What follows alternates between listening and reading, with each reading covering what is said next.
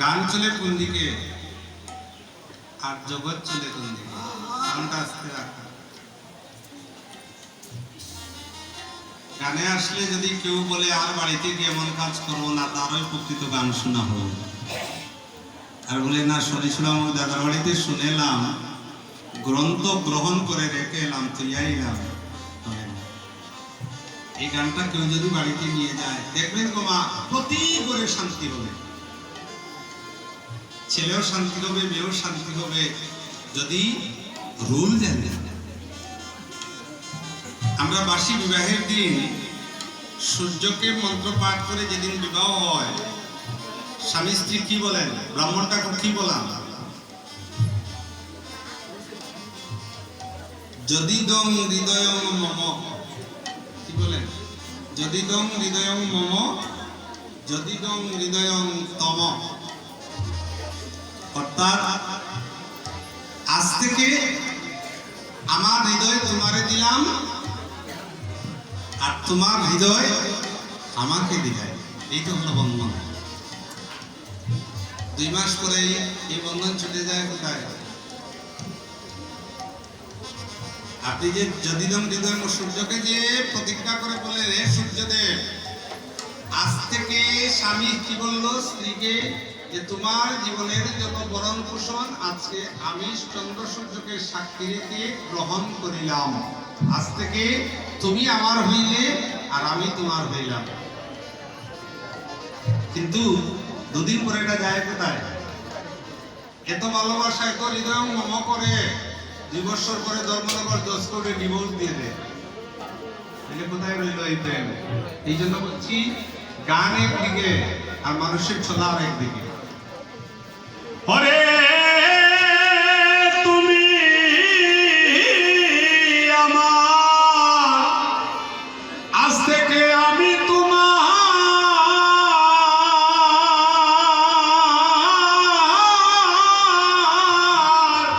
জানের সর্ব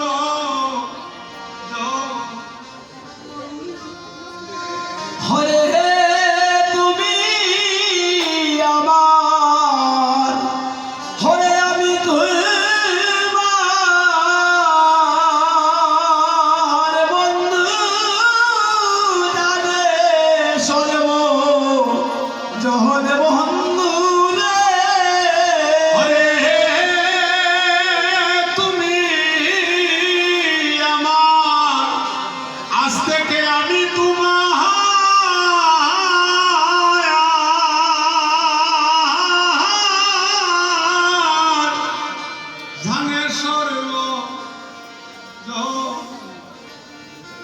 এখনো দেখবেন মা,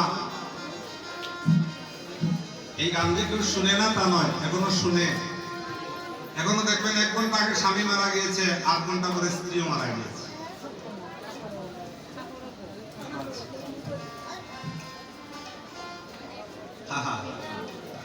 মানুষ যদি এই গানগুলোকে যদি শুধু আজকে কীর্তন নয়, প্রতি পাড়ায় পাড়ায় ঘরে ঘরে একটা বিদ্যালয় সাজিয়ে যদি ছেলে মেয়েদেরকে শিক্ষা দেওয়া হতো, তাহলে বিবাহের পরে স্বামী স্ত্রীর এই দ্বন্দ্ব হতো না। এইটুকু রাধা কৃষ্ণের প্রেম।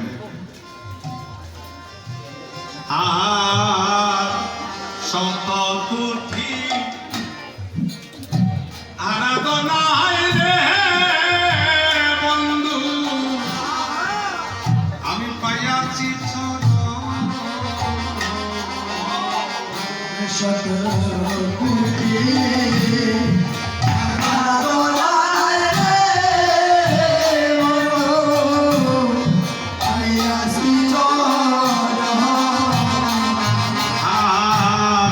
শত কোটি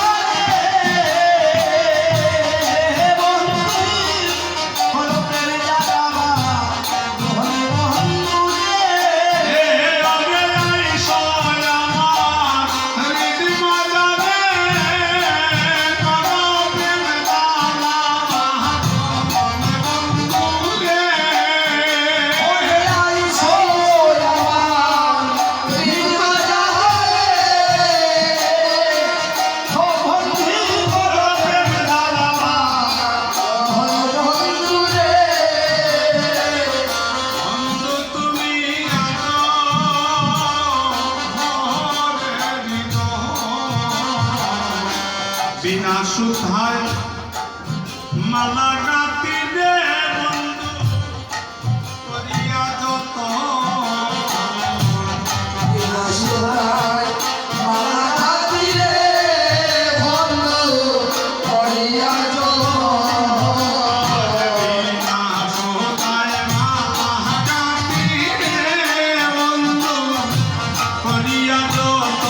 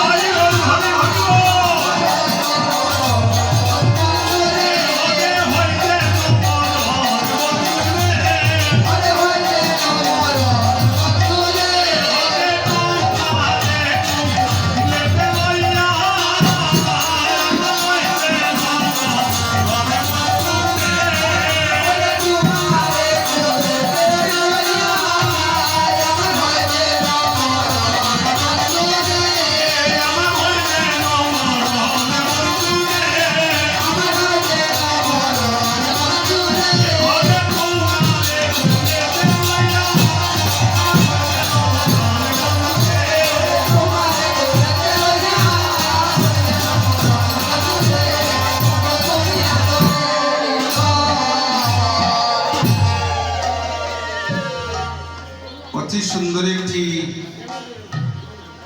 আসর বসেছে।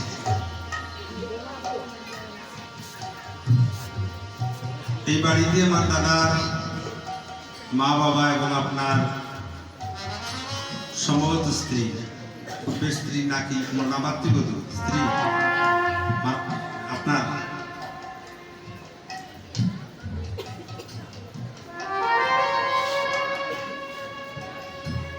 এমন জীবন এমন দিন আর না হতেও পারে।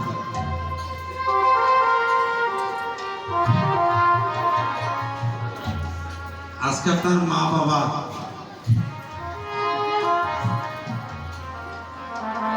কোনো না কোনো আত্মারূপে দর্শন পাচ্ছেন। যত টাকা পয়সা খরচ করছেন, আমি এক কিটুস্য মানুষ, আমার মূর্খ মানুষ, আমার সাধারণ জন, আপনার আঙ্গিনায় এসে আমার জীবনকে ধন্য মনে করছি।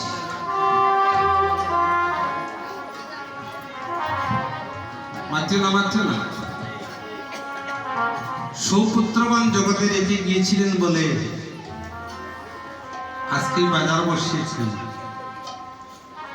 যত টাকা খরচ করছেন এই কীর্তনে, সমস্ত টাকা গৌরী আবার ফেরত দিবেন। এক একজন ভগবানের সেবা আপনি দিচ্ছেন। যত্র জীব তত্র শিব, ঢেলে দিচ্ছেন, মন খুলে দিচ্ছেন। আমি প্রার্থনা করি আপনার পরিবার বর্গ সবাই যেন আপনারা সুখী থাকেন, ভালো থাকেন। আমি এসে আপনাদেরকে কিছু দিয়ে যেতে পারলাম না, শুধু আপামর যত ভক্তবৃন্দ আছেন, আমার কথাতে আমার ভাষাতে যদি কোনো ভুল ত্রুটি হয় আপনারা আমাকে ক্ষমা করবেন। আপনারা ভালো থাকবেন, সবাই সুখে থাকবেন। এই সুন্দর জন্ম আর হবে না।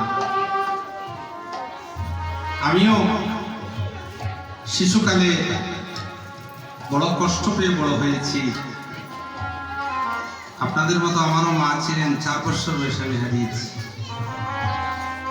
এই জন্য প্রতি আসরে গিয়ে আমার মাতৃগণকে আমি বড় লক্ষ্য করি। আপনারা আশীর্বাদ করবেন মা, যেন জন্মে জন্মে সেই হরিগুণ গান কীর্তন গাইতে গাইতে যেন শেষের দিন যেতে পারে। এই দুর্লভ জন্ম আর হবে না। পাচ্ছি না পাচ্ছি। আমরা এই জগতে এই প্যান্ডেলে আজকে সবাই কীর্তন করছি।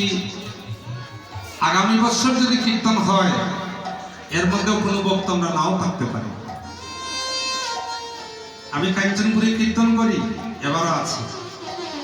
একজন ভক্ত মা আমাকে 50টি টাকা দিয়ে বলছে, দাদা আর কবে আপনার গান শুনবো। কীর্তনটা পালাটা শেষ করে কোয়ার্টারে যাচ্ছি, হঠাৎ দেখি টিগলার এস্তার মধ্যে আগুন জ্বলছে। জিজ্ঞাসা করলাম ওই পাড়ার একজনকে, দাদা এখানে আগুন জ্বলছে? বলে না, এখানে কাষ্ট হচ্ছে। বলে কিসের কাষ্ট? বলে আপনাকে যে 50টা টাকা দিয়েছিল ওই মানুষের কাষ্ট হচ্ছে। তাহলে কিসের অভিমান মা? আজ সুসুবদ্ধ হয়ে গান করছি, আগামী দিন আর নাও থাকতে পারি। হয়তো আমার জীবনের আজই গান শেষ হয়ে যেতে পারে। তাই সকল ভক্তবৃন্দ আমাকে কৃপা করবেন, আপনারা চরণধুলি ধান করবেন। আমার ভাই বন্ধু ভাতিজা সবাই আমাকে কৃপা করবেন, যেন সেই নিদানকালে হরিনাম গাইতে গাইতে, আর যে বাড়ির কর্মকর্তা কীর্তন দান করছেন ওনার পিতা মাতা যেন আজকের এই হরিনাম কীর্তন শুনে ওরা যেন নিত্য বৃন্দাবনে তারা রাধারানীর চরণ সেবা লাভ করতে পারে, এইটুকু প্রার্থনা করছি। এই শুরু হয়ে গেল এই বাড়ি কীর্তন, শুরু হয়ে গেল। দেখবেন অন্তত পক্ষে 3 বার নয় 7 বার উনি দান করবেন কীর্তন। আজ থেকে ওনার মধ্যে একটা ব্যাধি সৃষ্টি হয়ে গেল, রোগ সৃষ্টি হয়ে গেল। আগামী বছর ওই দিন আসলেই আঙ্গিনার দিকে যখন তাকাবেন বলবেন, বাহ এটা রূপ। ভগবান বলছেন আমি তোকে দিচ্ছি, তুই দে, আমার দেওয়ার মতো কোনো সম্পদ নেই। তাহলে রাধা গোবিন্দের ভালোবাসাটা যেন আপনাদের প্রতি করে করে মানুষের হৃদয়ের মধ্যে স্থাপন হয়। আপনারাও যেন রাধা গোবিন্দকে ভালোবাসেন। এখন রাধারানী গোবিন্দ নিশি শেষ হয়ে গেছে, বন্ধু চলে যাবে। আসলে কীর্তনের পূর্ণাতিথিতে প্রথম দিতে হয়, এটা আমার সদানন্দ দাস আমি আদেশ করেছি যে কীর্তনের প্রথম রাধা গোবিন্দকে মানসে বিদায় দিতে হয়। কারণ কুঞ্জলীলা কুঞ্জভঙ্গ সমাপন করে তারপর পঞ্চতত্ত্ব গৌর নিতে হয়। মহান্ত বৈষ্ণবগণকে মন থেকে বিদায় নয়, আপাত দৃষ্টিতে বিদায় দেওয়া হয়। বলছে ও বন্ধু তুমি তো চলে যাচ্ছ। এই দেখুন রাধারানী, গোবিন্দ বিদায় দিচ্ছেন রাধারানীকে। রাধারানীকে এইভাবে বসিয়েছেন।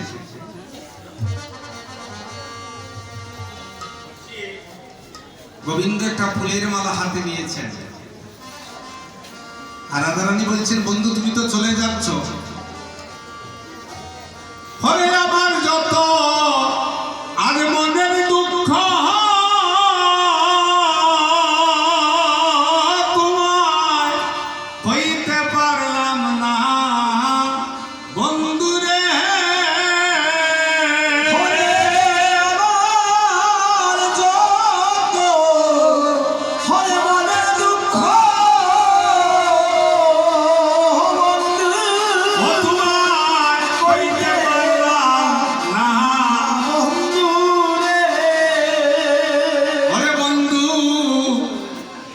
জলে তোমারে পাইলাম না।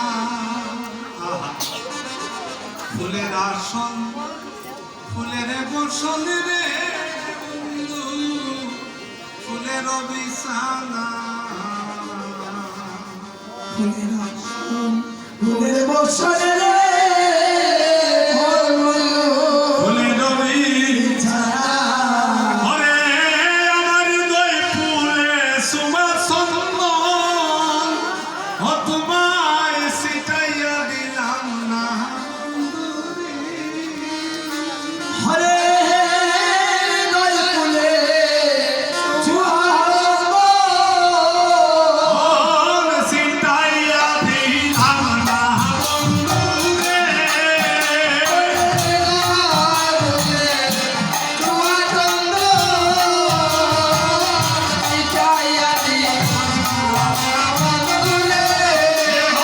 ছিটাইয়া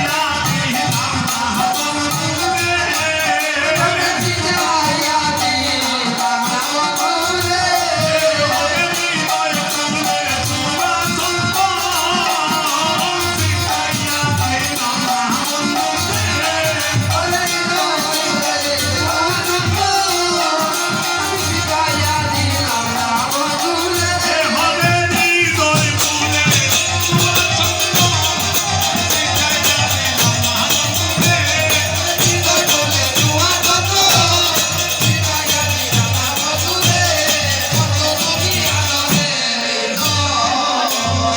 বন্ধু, তুমি তো বিদায় নিয়ে যাচ্ছ, কি আরো বলিব থরে রে বন্ধু, কি আরো বলিব থরে হে।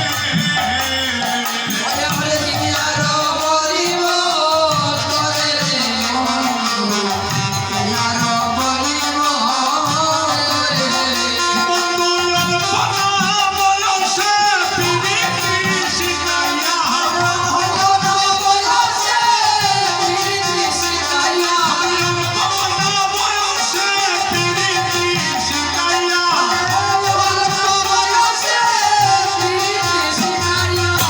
রহিতে না দিলে ঘরে দেব, কি আরো বলিব থরে হে।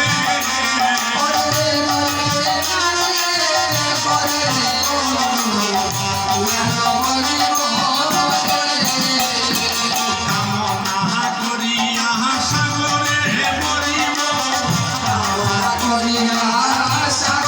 মরিব,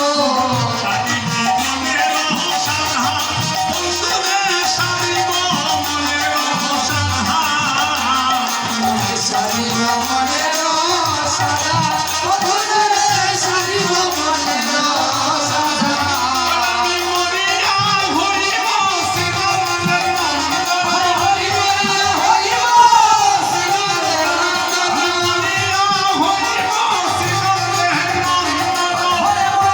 হইব শ্রীরামের নন্দ। তোমাকে বানাবো না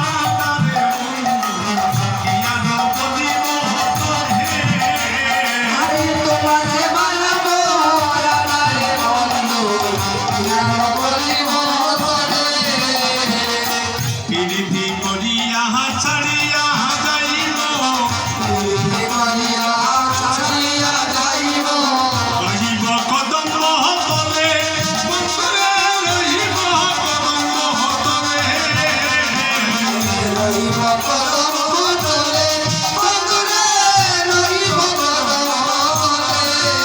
বলি শ্রীবঙ্গ হইয়া মুরলী বাজাবো,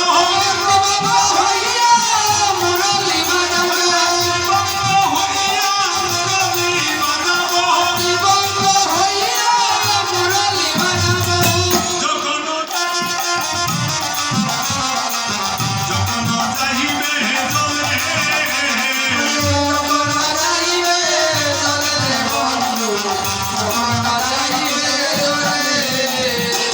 মুরলী শুনিয়া মোহিত হইবে, শুনিয়া মোহিত হইবে সহজ ফুলের বালা, সখিরে সহজ ফুলের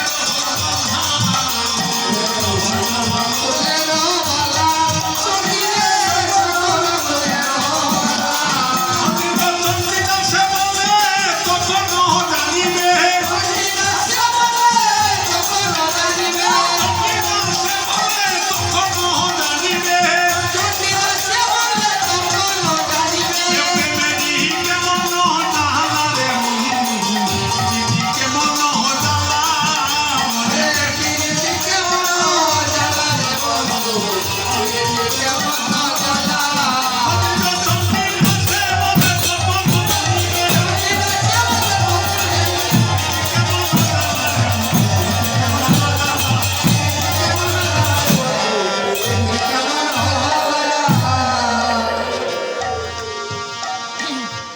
এতক্ষণ আপনারা শুনলেন বৈষ্ণব পদাবলী চণ্ডীদাস মহাজনের গান, কিভাবে রাধারানী কৃষ্ণের ভালোবাসা।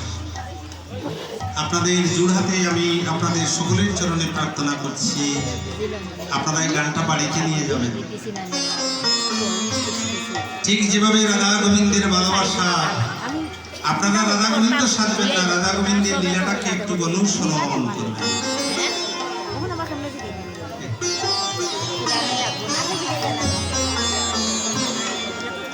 একটা কথা আজকে না বললে কীর্তনের যজ্ঞ পূর্ণ হবে না। খুব মন দিয়ে শুনুন, কিঞ্চিত এই কথাটা বলেই আমি পূর্ণার গান ধরে নেব। আমার দাদা সে আদেশ করছেন, যার কথা না বললে হরিনাম যজ্ঞ পূর্ণ হয় না, বৈষ্ণব সেবা পূর্ণ হয় না। আমি তার কথা একটু বলছি, শুনুন।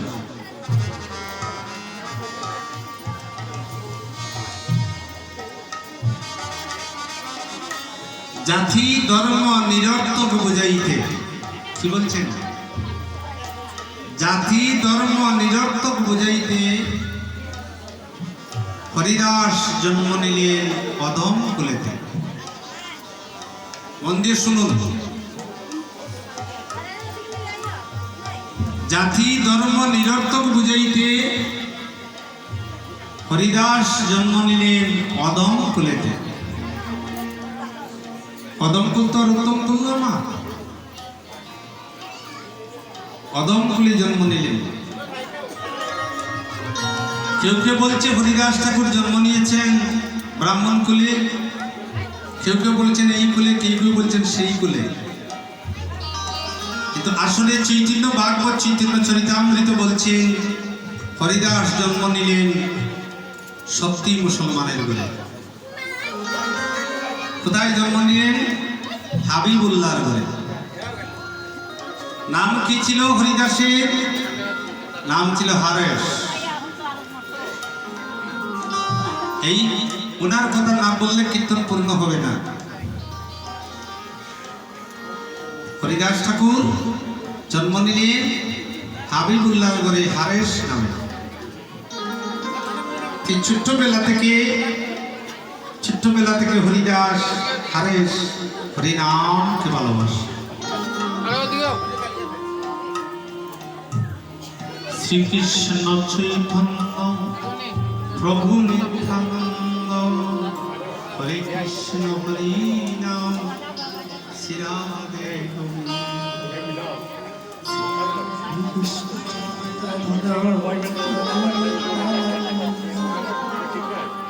হরে কৃষ্ণ হরি নাম শ্রী রাধে গোবিন্দ। হরিদাস ছোটবেলা থেকে এই গান করতেন। শ্রীকৃষ্ণ চৈতন্য প্রভু নিত্যানন্দ, হরে কৃষ্ণ হরি নাম শ্রী রাধে গোবিন্দ।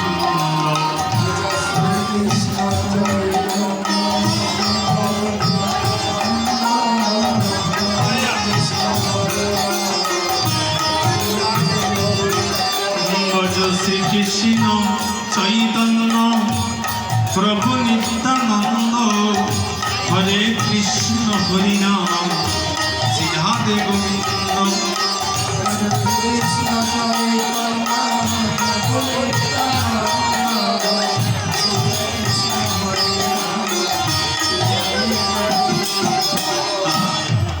এই নাম করছেন হরিদাস।